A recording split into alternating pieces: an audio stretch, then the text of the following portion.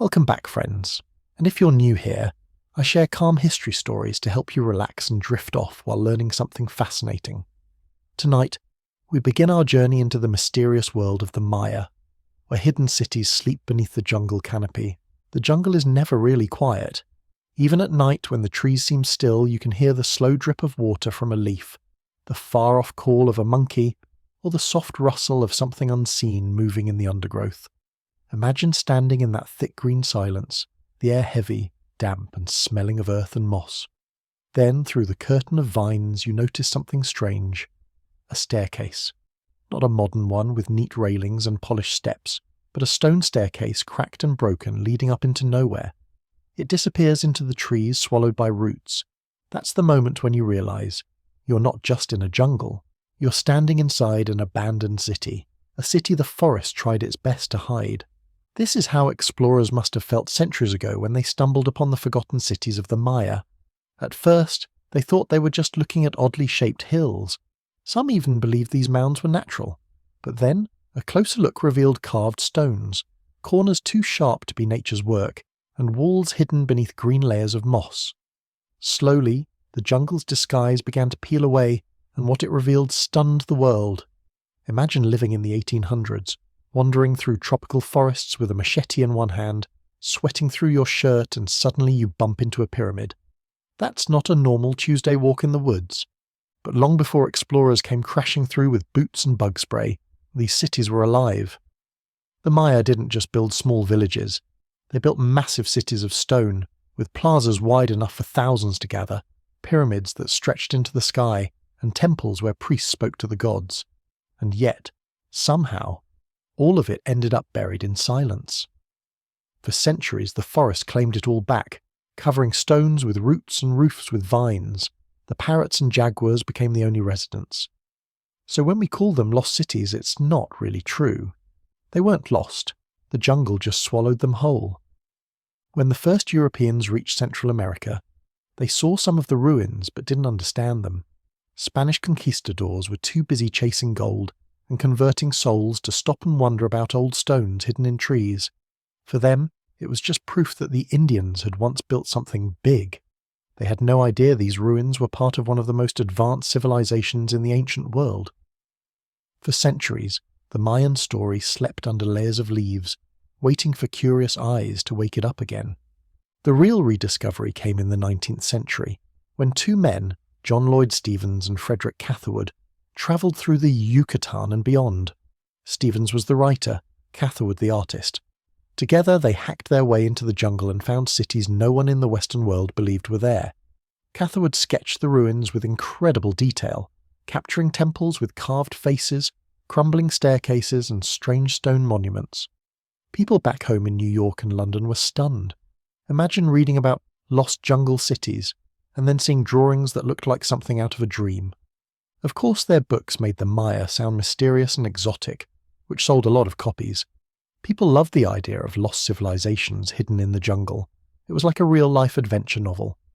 But behind the mystery was something more powerful. Proof that the Americas had been home to advanced cultures long before Columbus showed up. The Maya had cities, kings, writing, calendars, and incredible knowledge of the stars. And all of that lay waiting in silence until a couple of sweaty explorers came along and said, "Hey, this is kind of a big deal." Standing among these ruins today, you can still feel that whisper in the jungle. The rain drips softly from the canopy, vines hang like curtains, and the stones breathe with age. If you close your eyes, you can almost hear voices, chants in a language that once filled these plazas, footsteps echoing up temple stairs, children laughing in courtyards. Then you open your eyes, and it's just you, the ruins, and the sound of the forest. The Maya may have moved on, but their cities never left. They just waited for us to notice again. If you want to understand the Maya, you have to start at the ground level, literally. Their whole world was shaped by the land beneath their feet. Picture endless stretches of tropical lowlands, hot, humid, and buzzing with life. Thick forests tangled with vines, wide rivers winding like silver snakes, and patches of fertile soil where maize, beans, and squash could grow. This was no easy place to settle. The heat alone could make a person rethink their life choices, But somehow, thousands of years ago, small groups of people decided, yep, this is where we'll build a civilization. The earliest Maya were farmers, and their main superstar was maize, corn. If you've ever had corn on the cob at a barbecue, you can thank their ancient ancestors. But for the Maya, maize wasn't just food, it was life. They believed humans were literally created from corn dough. That means if you ever spill popcorn on your shirt, you're just connecting with your inner Mayan heritage. Corn was planted, harvested, celebrated, and even worshipped. Without it, there would be no Maya. Life in the early days wasn't about giant temples or kings in feathered headdresses, it was about survival. Families gathered in small villages, building homes out of wood, thatch, and mud. Dogs barked, kids chased each other around cooking fires, and someone was always grinding maize into masa for tortillas. These were humble beginnings, but every great story starts somewhere small. Rome had its huts, the Maya had their thatched roof villages in the forest. Even at this early stage, the Maya were already experimenting with how to shape their environment. The land wasn't always generous. Rain came in bursts, sometimes flooding, other times disappearing for weeks. So they learned to build raised fields, canals, and terraces. It's like early jungle landscaping, except instead of worrying about a patch of crabgrass, they were figuring out how to feed entire families. Slowly, they were turning the wild into something livable. As villages grew, something interesting happened. People started gathering for more than just farming.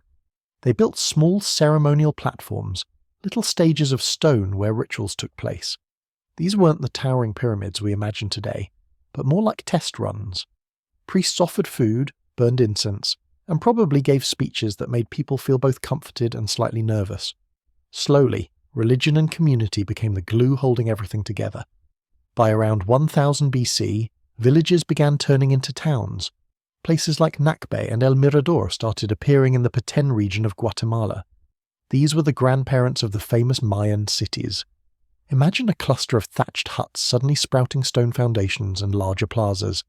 Someone probably stood up and said, "Hey, if we stack enough stones, we can make a hill that doesn't fall over." And just like that, the first pyramids were born. Trade also started weaving its way into their lives. Obsidian from the highlands, jade from distant mountains, and salt from the coast began to flow through the villages. Even before the big cities rose, the Maya were already part of a wider network. Picture an early Mayan farmer trading a basket of maize for a shiny green jade bead. That bead wasn't just decoration, it was a little piece of status, a whisper of wealth. What's amazing is how quickly culture grew from these roots.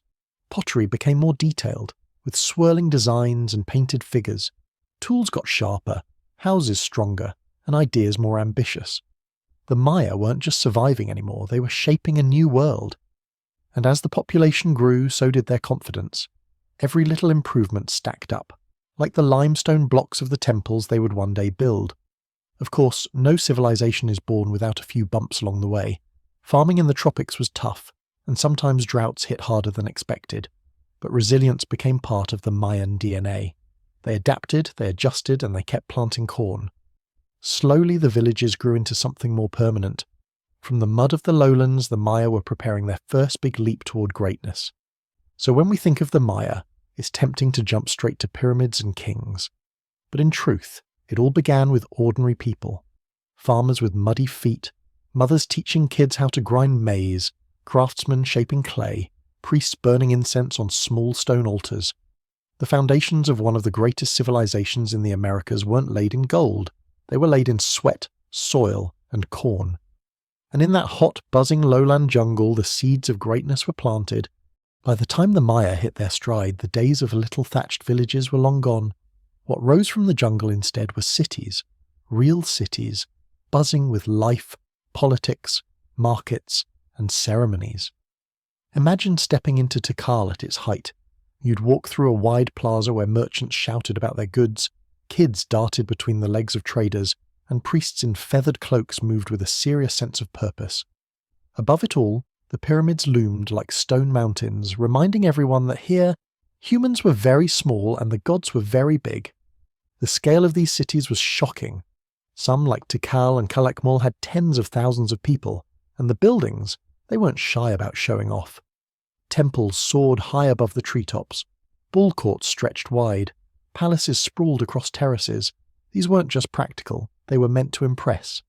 When you lived in a Mayan city, every stone seemed to say, "Yes, our rulers are powerful, and yes, the gods are watching you." The construction itself was genius. Without metal tools, without beasts of burden, and without the wheel, the Maya somehow cut and stacked millions of limestone blocks.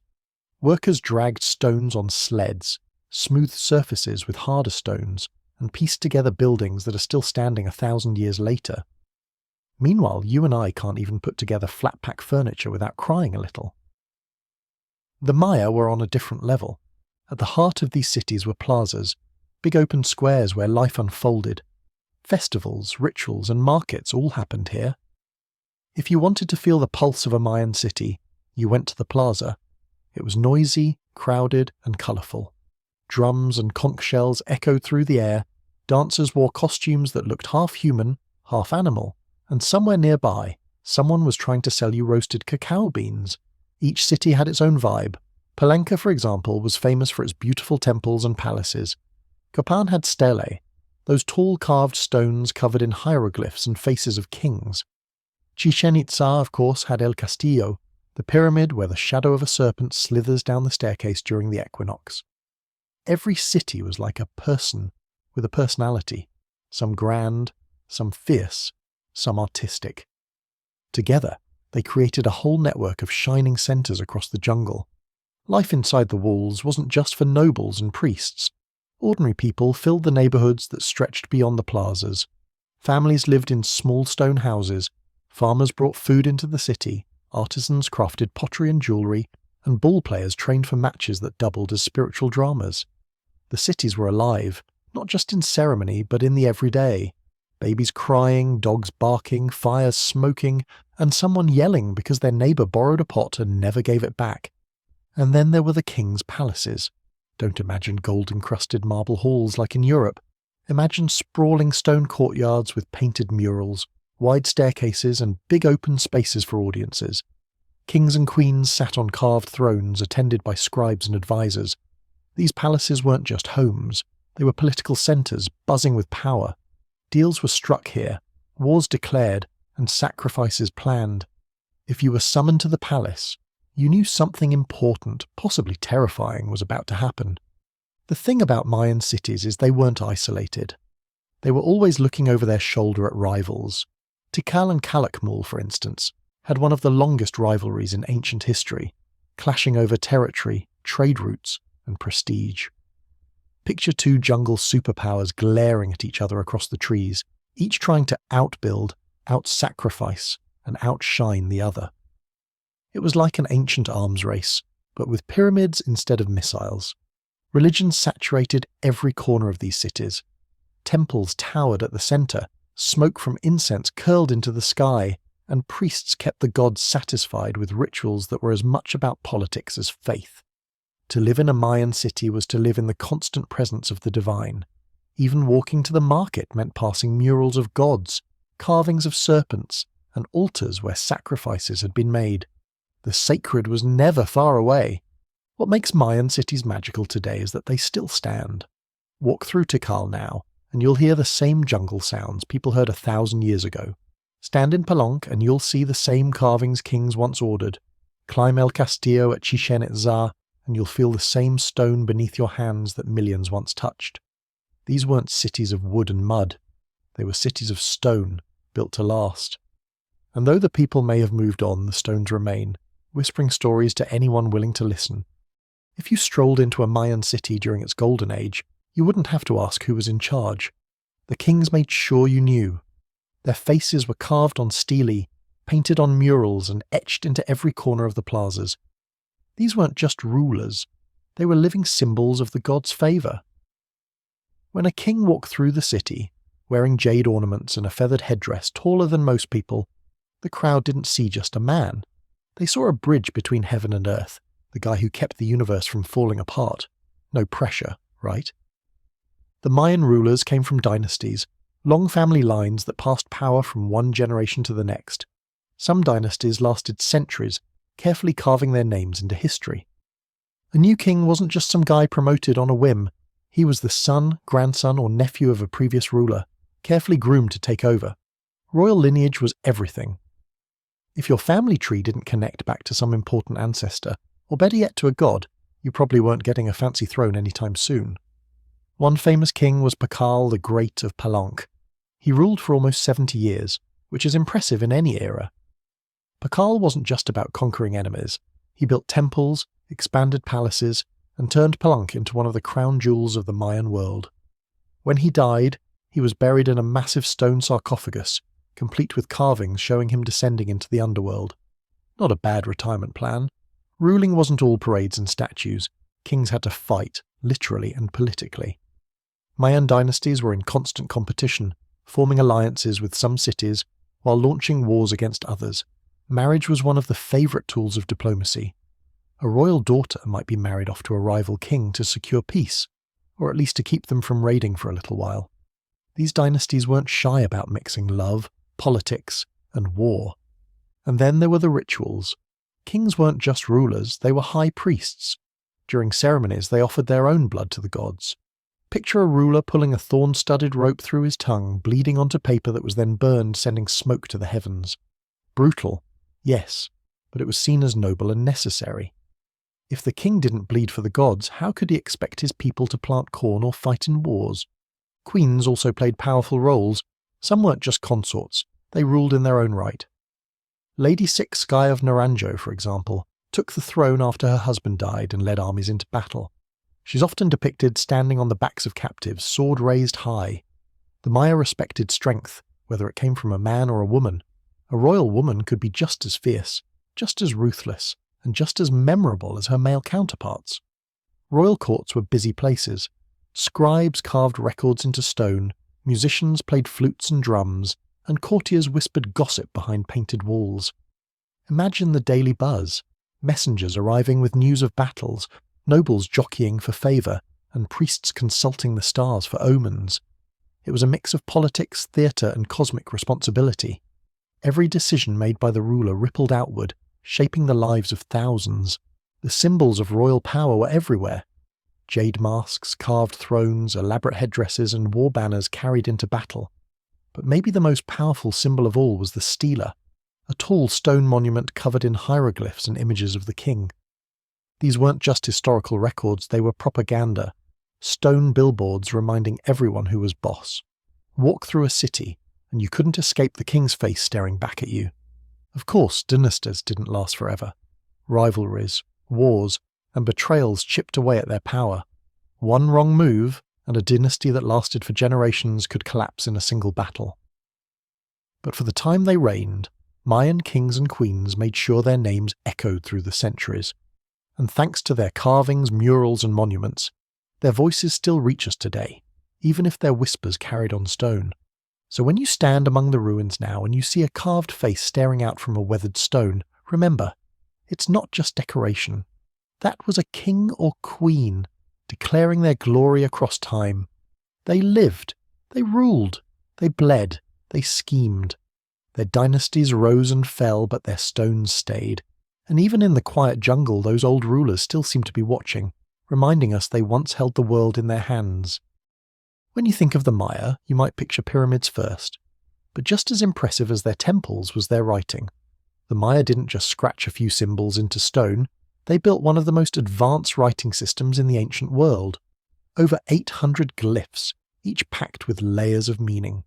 Some stood for sounds, others for whole words, and many for ideas. If English is like a set of Lego bricks, Mayan writing was like a giant puzzle box, where one piece could mean Lord, day, or let's hope the corn harvest goes well this year. The Maya loved carving their words into stone monuments called stelae. These were tall slabs decorated with kings' portraits and glyphs, describing their victories, rituals, and family ties. Imagine walking into a plaza and seeing a massive billboard, except instead of buy one get one free, it's behold our mighty king who crushed his enemies and talked to the gods. Subtlety wasn't really the point. But writing wasn't limited to stone. The Maya also painted glyphs on pottery, carved them into wood, and even wrote in codices, books made from bark paper. These codices were folded like an accordion, painted with bright red and black glyphs, and filled with everything from astronomy charts to ritual instructions. Sadly, when the Spanish showed up, most of these books were burned. Only 4 codices survive today. Imagine losing the entire Library of Congress and keeping just 4 pamphlets. That's what happened to Mayan literature. The scribes were the rock stars of Mayan culture. They were educated, respected, and trained for years to master the glyphs. Each stroke of their brush or carving of their chisel mattered. They recorded everything: wars, marriages, gods, and even eclipses. Without them, the Mayan story would have been lost completely. Picture a quiet room lit by torches, a scribe bent over a piece of bark paper, brush in hand, carefully painting out the story of a king's life. It's thanks to them that we can still read the whispers of a world long gone. For centuries, though, Mayan writing was a mystery. When explorers first saw the glyphs in the 1800s, they thought they were just pretty decorations. Some scholars even claimed the Maya didn't have a real writing system. It wasn't until the 20th century that researchers started cracking the code. Piece by piece, glyph by glyph, they realized these weren't random doodles. They were a full, complex written language.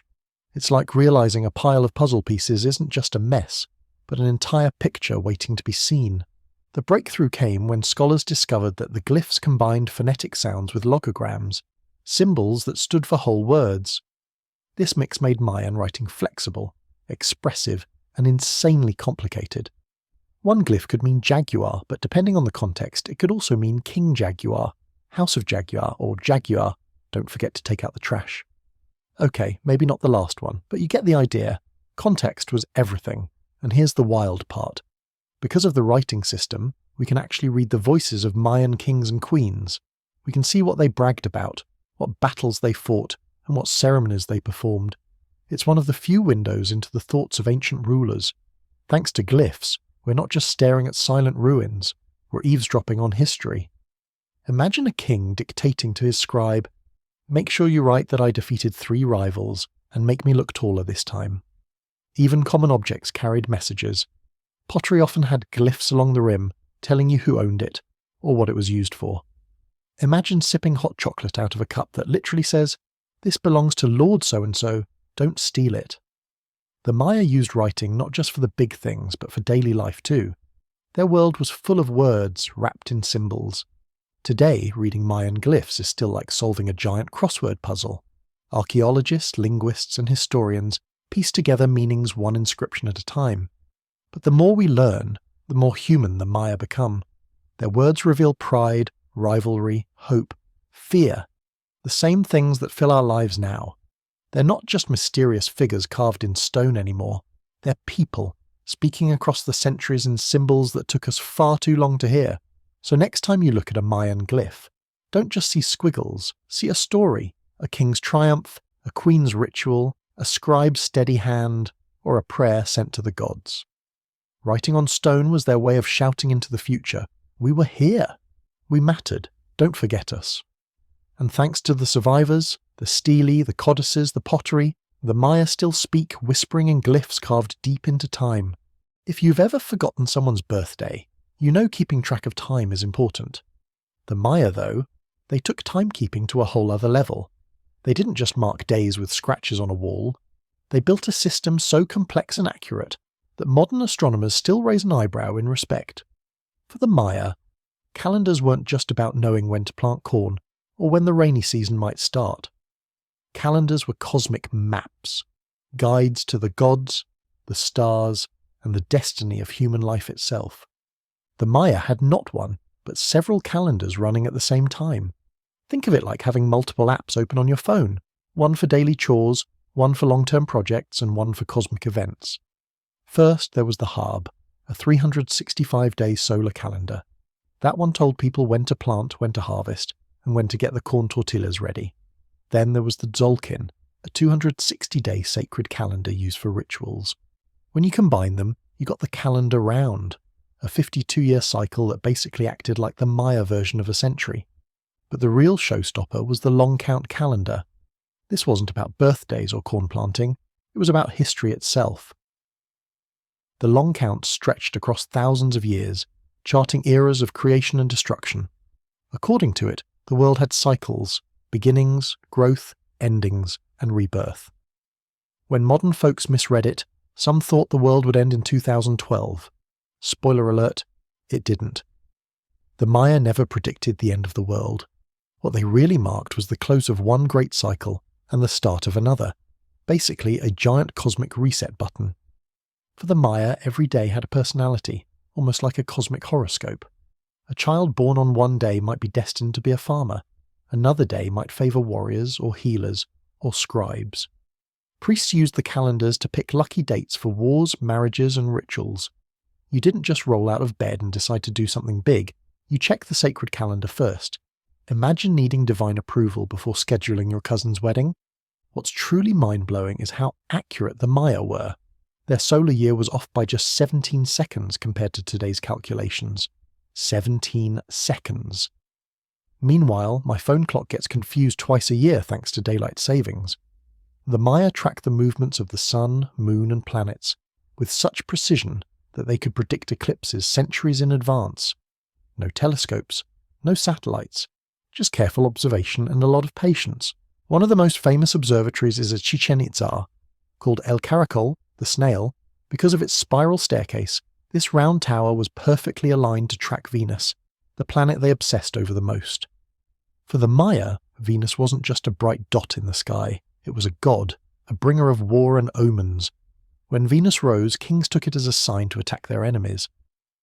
Imagine explaining to your army, "Don't worry guys, Venus says it's a good day for battle." The Maya also used their calendars for agriculture. They timed planting and harvesting with the rhythm of the seasons. The rains came when the calendar said they would, and so did rituals to keep the gods happy. If the rain was late, people wondered if someone had angered the gods, or if the king hadn't kept up his end of the bargain. Imagine being the ruler, standing before your people and trying to explain, yeah, about the rain, my bad." The sacred Tzolk'in calendar added another layer.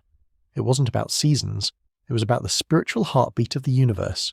Each day carried a unique energy, linked to animals, elements, and gods. A marriage might be blessed or doomed depending on its date.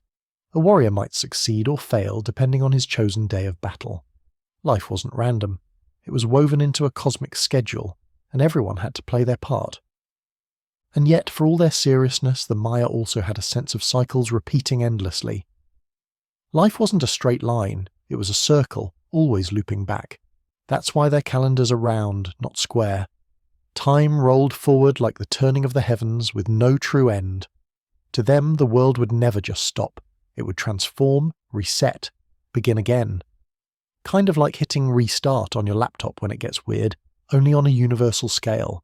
So when 2012 rolled around and people panicked about the end of the world, the Maya probably would have laughed.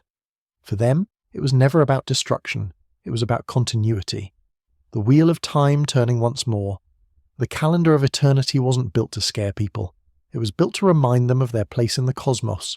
Small humans beneath big stars, living one day at a time in the rhythm of gods and galaxies. And that rhythm still echoes carved in stone waiting for us to listen.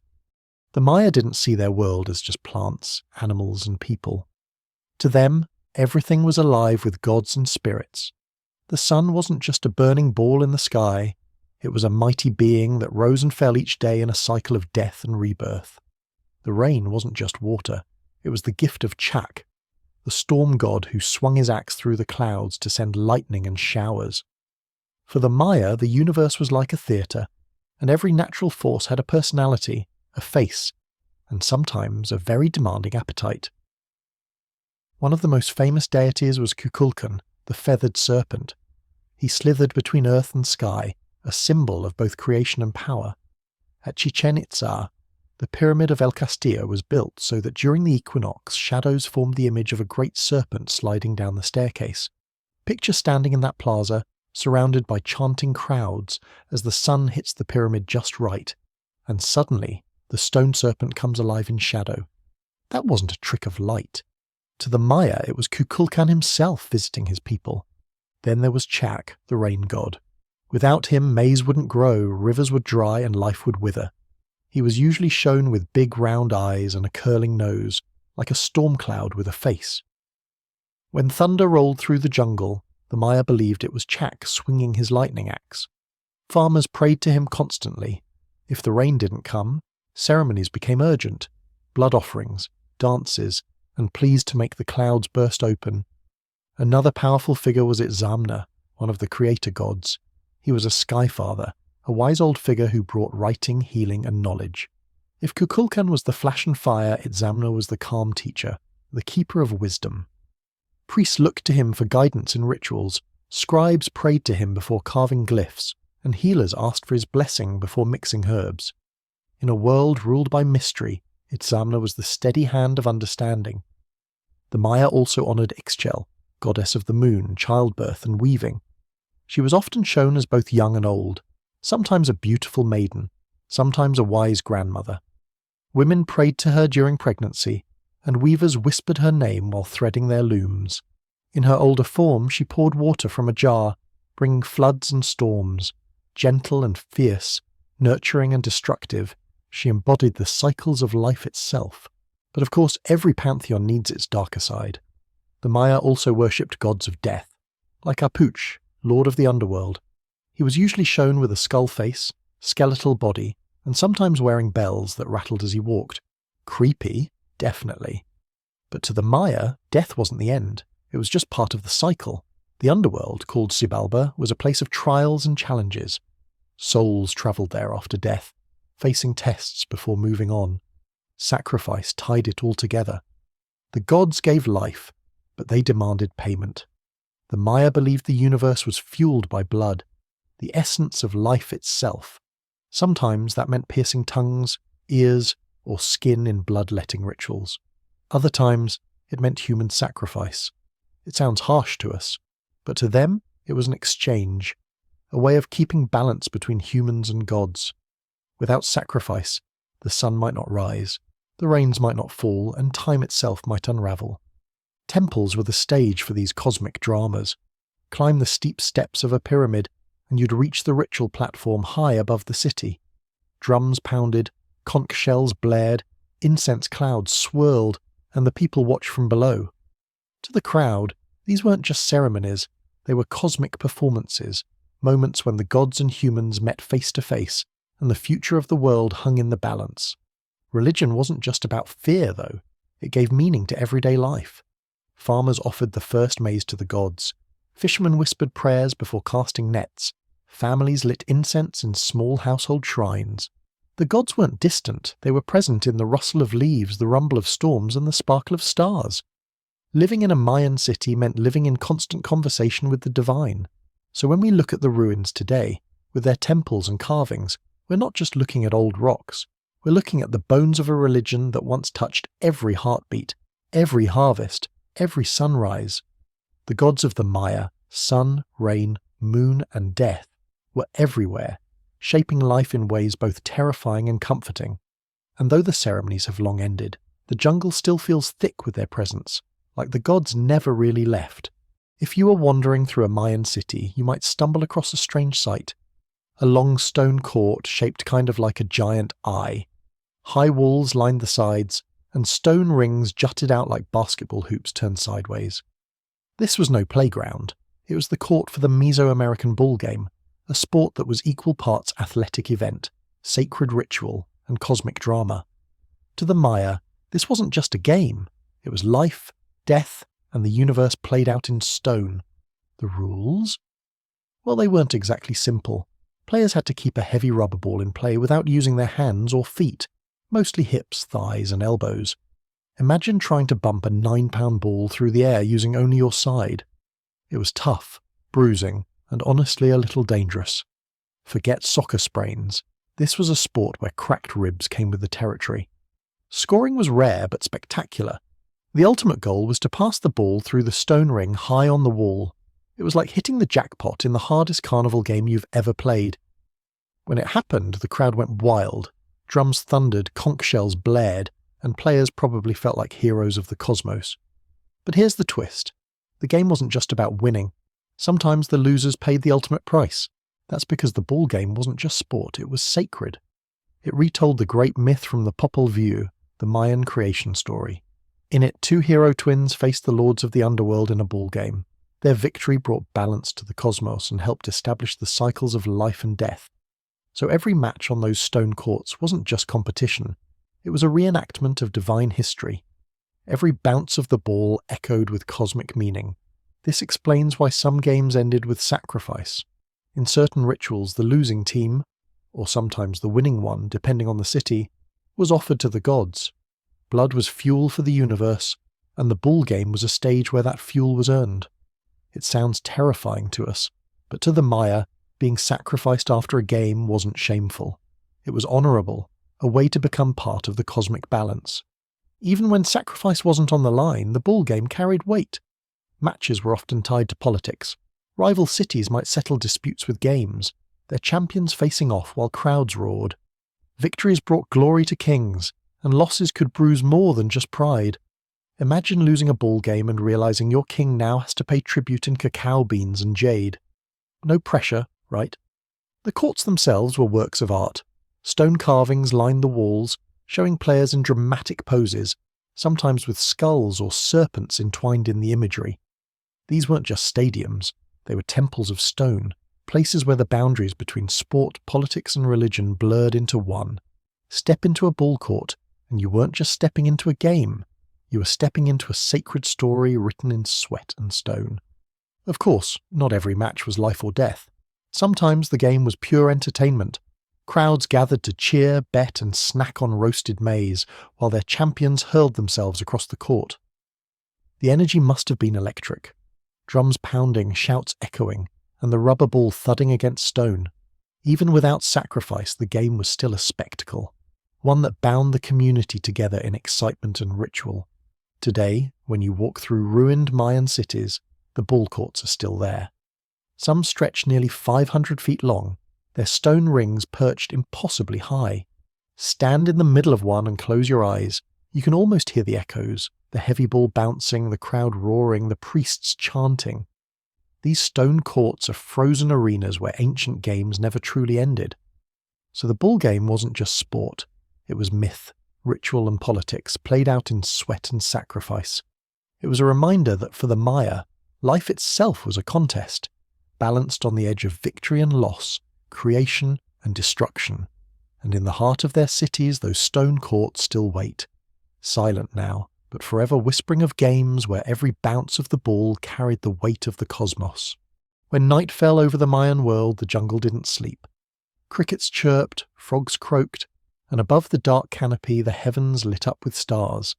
For the Maya, the sky wasn't just pretty, it was a library, a calendar, and a prophecy all rolled into one. They didn't just stargaze for fun, they studied the heavens like their lives depended on it, because in many ways they believed it did. When night fell over the Mayan world, the jungle didn't sleep. Crickets chirped, frogs croaked, and above the dark canopy the heavens lit up with stars. For the Maya, the sky wasn't just pretty. It was a library, a calendar, and a prophecy all rolled into one. They didn't just stargaze for fun. They studied the heavens like their lives depended on it, because in many ways they believed it did. They built entire observatories to watch the heavens, at places like Uxmal and Chichén Itzá, round towers and windowed temples lined up perfectly with solstices, equinoxes and planetary rises. These weren't just pretty designs, they were precision instruments carved from stone. Step inside and you'd see the sky framed like a painting, each star appearing exactly where the builders intended. It was architecture as astronomy, and it worked beautifully. The Maya could even predict eclipses. Think about that for a second. No telescopes, no calculators, no computer apps. Just sharp eyes, records passed down, and math carved into stone. When the sun or moon darkened, it wasn't a surprise to them. It was a scheduled event, carefully marked in their codices. For the people watching, it must have felt magical. For the priests, it was proof that their connection to the gods was real. And their math, genius. The Maya developed the concept of zero long before Europe did. That little shell-shaped symbol gave them the ability to make incredibly complex calculations. Combine that with their base 20-number system, and they could track time and planetary motion with ease. While other cultures were still figuring out basic counting, the Maya were busy mapping the heavens with math so sharp it still impresses modern scientists. The moon too fascinated them. They linked its phases to farming, rituals, and even to fertility. Women's cycles were believed to be tied to the moon, and ceremonies often lined up with lunar changes. Watching the silver disk wax and wane, The Maya saw the eternal dance of life, growing, fading, and returning again. For them, the night sky wasn't silent. It was telling stories if you knew how to listen. Constellations also played their part. While we see bears and hunters, the Maya saw jaguars, parrots, and serpents woven into the stars. These celestial animals were guides, omens, and storytellers. To sit beneath the night sky was to sit inside a cosmic jungle, one just as alive as the forest that surrounded them. All of this knowledge wasn't just for fun, it was political power. Kings claimed they could read the heavens and use them to rule wisely. Priests advised rulers when to go to war, when to plant maize, and when to hold great ceremonies. A ruler who predicted a solar eclipse or the return of Venus looked like he had a direct line to the gods. And when the predictions came true, people believed it even more. The Maya recorded much of their star knowledge in codices, which acted like almanacs of the heavens. Sadly, most were destroyed, but the ones we have, like the Dresden Codex, still show tables of Venus cycles and lunar eclipses.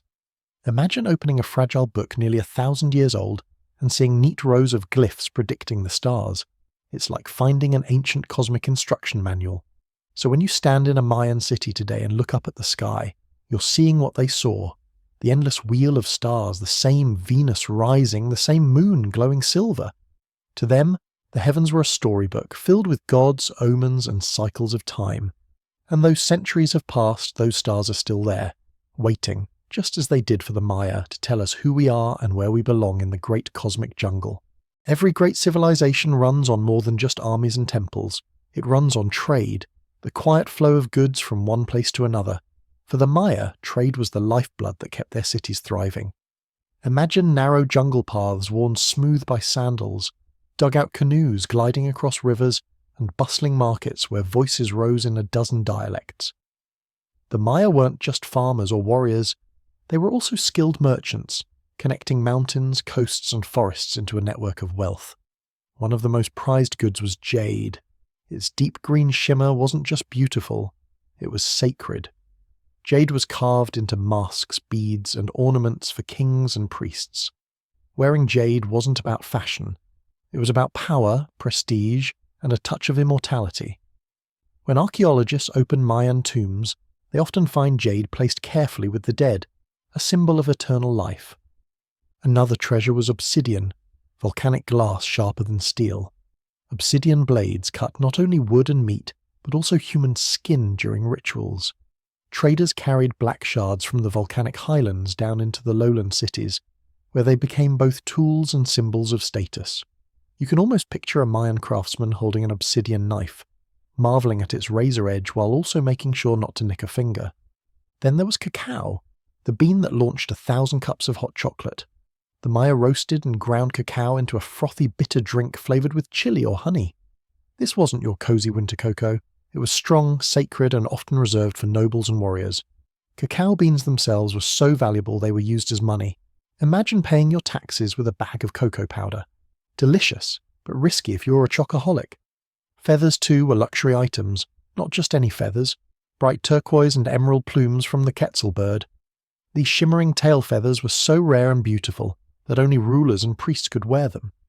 Picture a king in a headdress taller than himself, strutting across the plaza with shimmering quetzal feathers catching the sunlight. Subtle? Not exactly. But that was the point. Markets were the heart of trade. Picture a plaza buzzing with vendors, women selling woven cloth, farmers with baskets of maize, merchants showing off jade beads, and someone shouting loudly about their unbeatable price on obsidian blades. The air smelled of roasting meat, fresh tortillas, and incense. In a single square, you could find the everyday necessities and the luxury items of kings. And the Maya didn't just trade within their own cities, they reached far beyond. Canoes glided across rivers and along coasts, carrying salt, fish, and shells inland.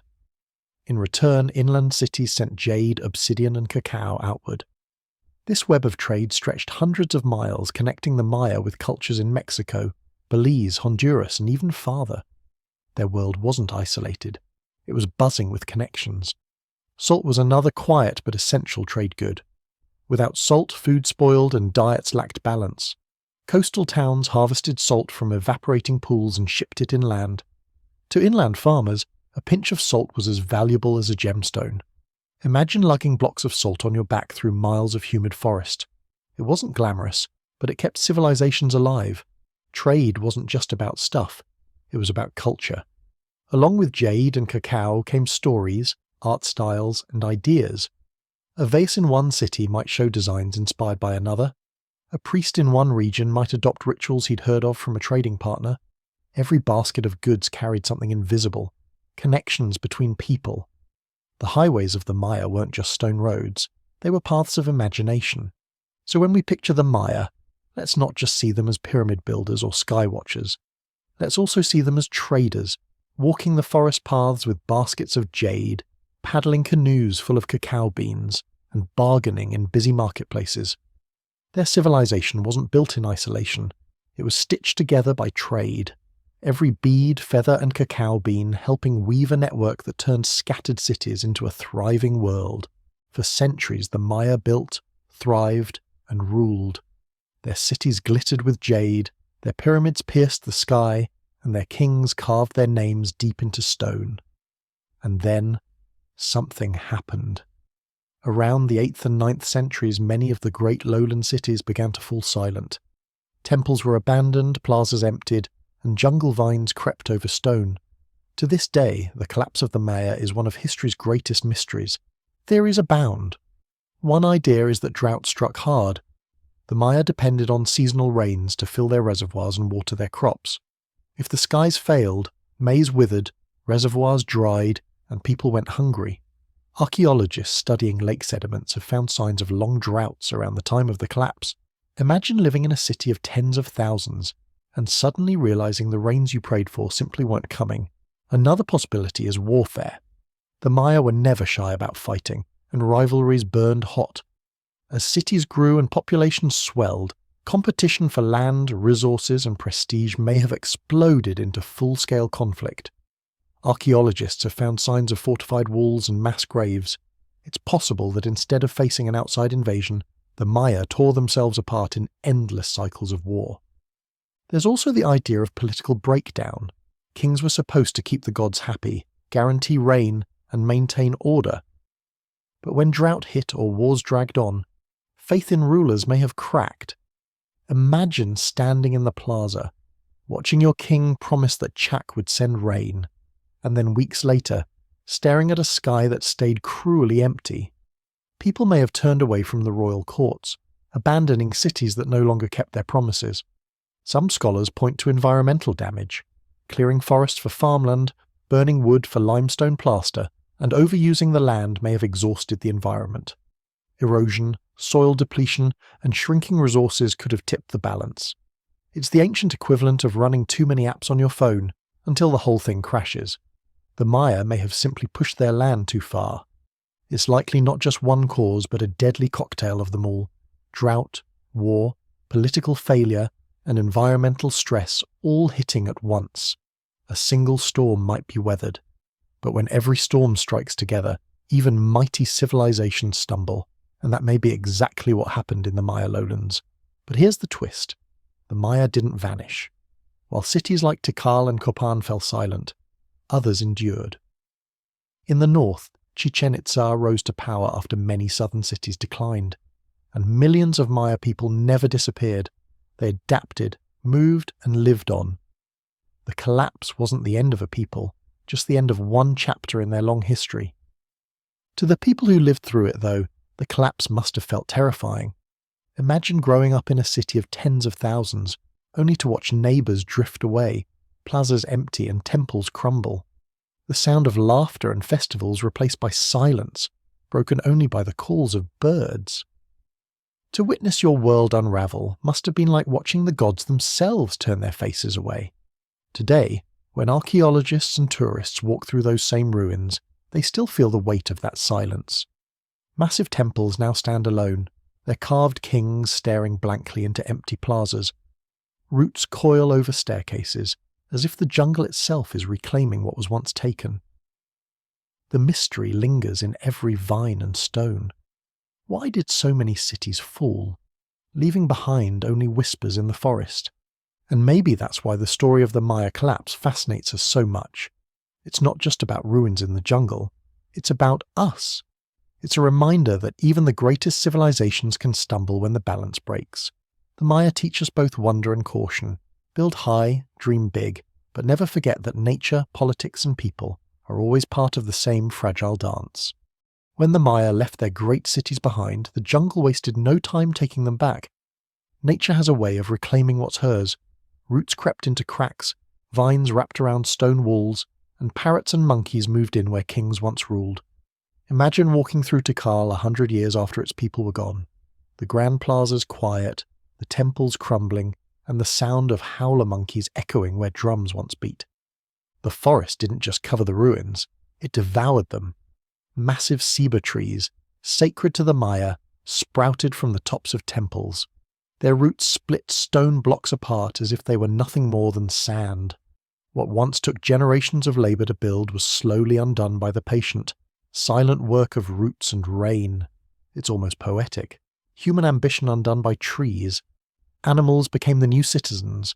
Jaguars prowled along abandoned staircases, toucans nested in cracked walls, and armies of ants marched through palace courtyards. The plazas that once echoed with human voices now rang with the calls of birds and the buzzing of insects. The jungle didn't mourn the loss of the Maya. It just kept moving, thriving, and singing its endless green song. The silence of abandonment has a sound of its own. Step into those ruins today and you'll notice it.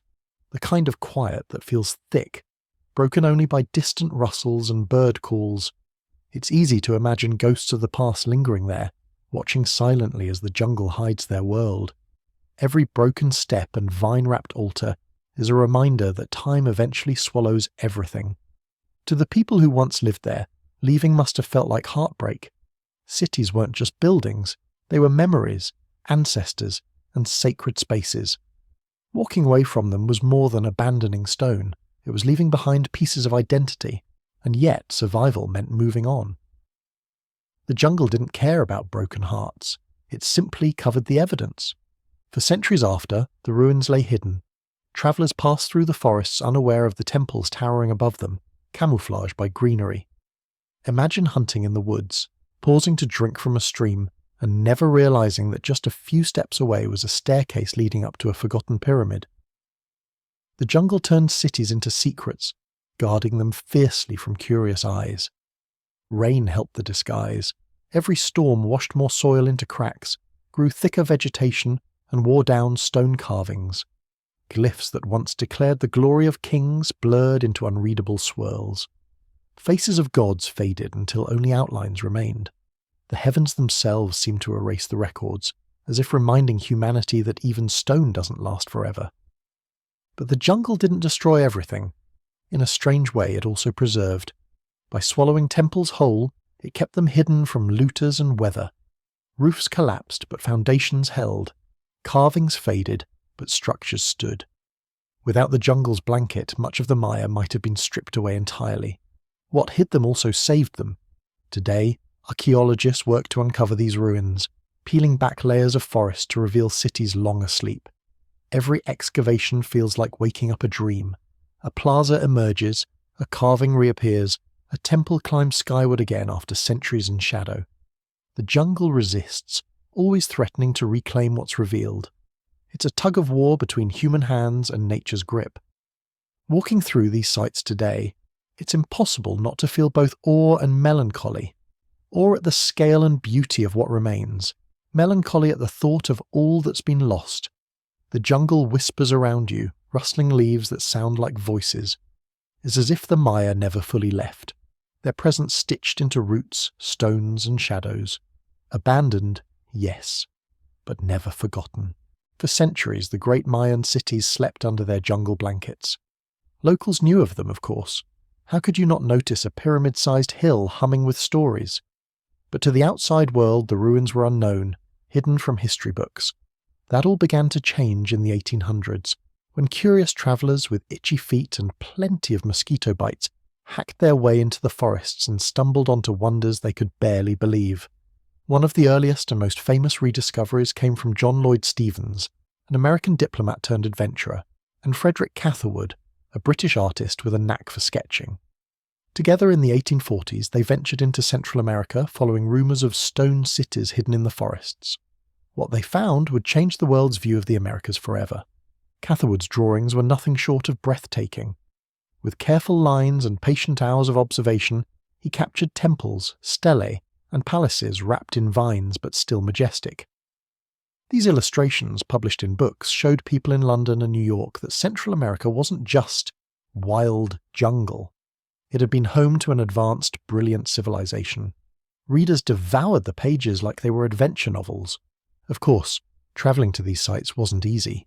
The explorers faced swarms of mosquitoes, heavy rains, treacherous terrain, and the occasional snake slithering across their path.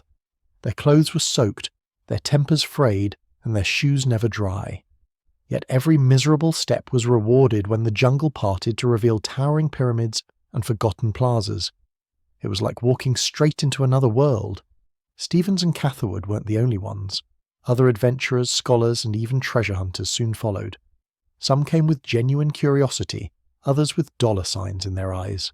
Artifacts were carried away to museums, sometimes carefully documented, other times looted without much thought. For every careful sketch, there was a chipped carving smuggled out in someone's luggage. Despite the damage, the rediscoveries ignited a fire in archaeology. People realized that the Americas had histories as deep and complex as Egypt or Greece. The Maya weren't savages, as some once claimed. They were builders, astronomers, and poets in stone. Each rediscovery chipped away at old prejudices, revealing a civilization that demanded respect.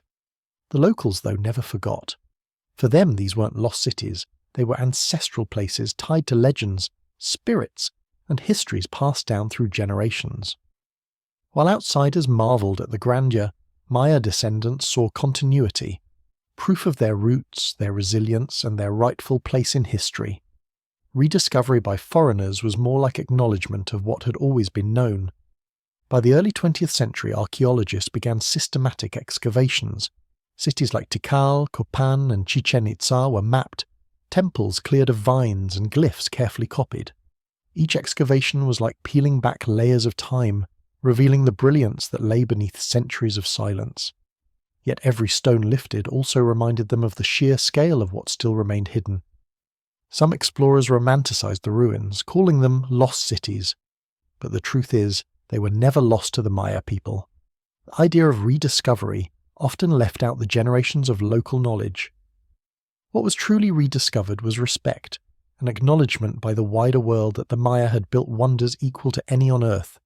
Today, when tourists walk through these sites, they follow in the footsteps of both ancient kings and curious explorers. Every photo snapped in front of El Castillo, every climb up a temple stair, is part of a chain that stretches back to Stevens and Catherwood's sketches, and even farther to the first builders who raised those stones. Rediscovery isn't over. Every dig still uncovers something new, every glyph still whispers a secret. The cities sleep, but they're never done speaking. When people talk about the Maya, they often speak in the past tense. They were, they built, they vanished. But here's the truth. The Maya never disappeared. Millions of Maya descendants still live today in Mexico, Guatemala, Belize, Honduras, and El Salvador. Their languages are spoken, their traditions practiced, their corn planted, and their stories told. The cities may have crumbled, but the people are still very much alive. One of the most striking legacies is language.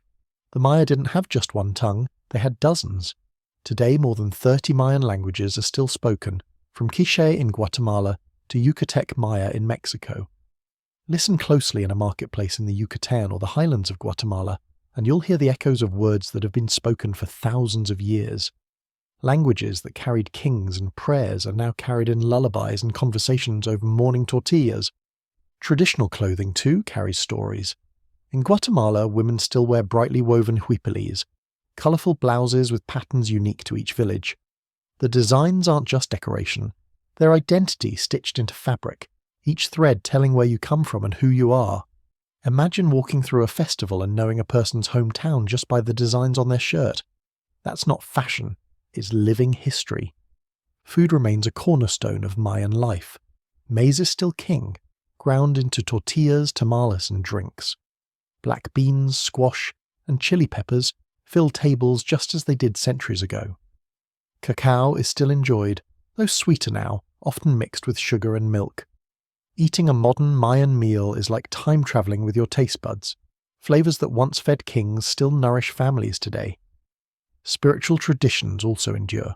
While Catholicism spread widely after Spanish conquest, many Maya communities blended new faith with old. Ceremonies at mountain shrines still include incense, candles, and offerings to earth and sky. A prayer to the Virgin Mary might sit side by side with an offering of maize to ancient gods. It's not contradiction, it's harmony, weaving past and present together. Markets remain at the heart of Maya life. Walk into one today and you'll see the same lively chaos that filled plazas 1,000 years ago. Vendors shouting prices, baskets of maize stacked high, jade jewellery shining on tables, and kids chasing each other underfoot. The setting may be modern, with cell phones and radios humming, but the spirit is ancient. Trade, bargaining, laughter, these rhythms never left. Even the ball game has echoes. In some Maya communities, traditional ball games are still played, though thankfully without the ritual sacrifices. Players hurl rubber balls with hips and thighs, keeping alive a sport that once echoed with cosmic drama. The crowd cheers, children laugh, and the ancient game lives on, not as life and death, but as joy and tradition. Mayan resilience is perhaps the greatest legacy of all. Centuries of conquest, colonization, and hardship could not erase their culture. Despite pressures to assimilate, Maya people continue to speak their languages, wear their clothes, tell their stories, and pass on traditions.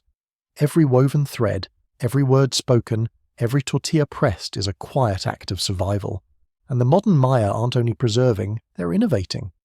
Many combine tradition with technology, weaving co-ops selling online, cultural festivals streamed worldwide, young Maya filmmakers telling stories in their native tongues. The civilization that built great cities in stone now builds new identities with smartphones, social media, and community networks. Past and present walk hand in hand. So the next time you hear someone ask, "What happened to the Maya?" the answer is simple. Nothing happened. They're still here. Their ruins may stand in silence, but their voices live on in markets, kitchens, festivals, and prayers. The Maya aren't just history, they're people, alive, resilient, and carrying their world into the future one word, one meal, and one woven thread at a time. The sun sinks, the sky turns gold, and the jungle hums with evening life.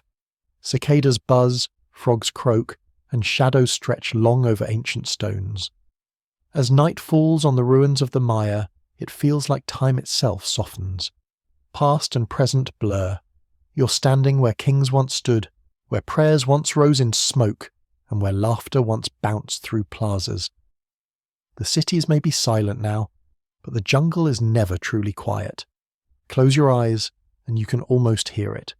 The sound of drums echoing faintly across the stones, the murmur of a crowd gathering in a plaza, the priest's voice rising in chant. It's imagination, yes, but also memory. These stones hold echoes, and the jungle seems to carry them in the rustle of leaves. The past is never gone here. It lingers like smoke, drifting just out of reach. The pyramids rise like sleeping giants in the dark. Stars prick the sky, and the Milky Way stretches overhead. The same stars the Maya once charted with astonishing precision. To stand here at night is to see what they saw, to feel what they felt. The sky alive with gods and omens, the earth humming with unseen power. The ruins aren't dead. They're alive with memory, and the night makes it easier to hear. The jungle animals play their part in the chorus. Howler monkeys roar in the distance, sounding more like demons than apes.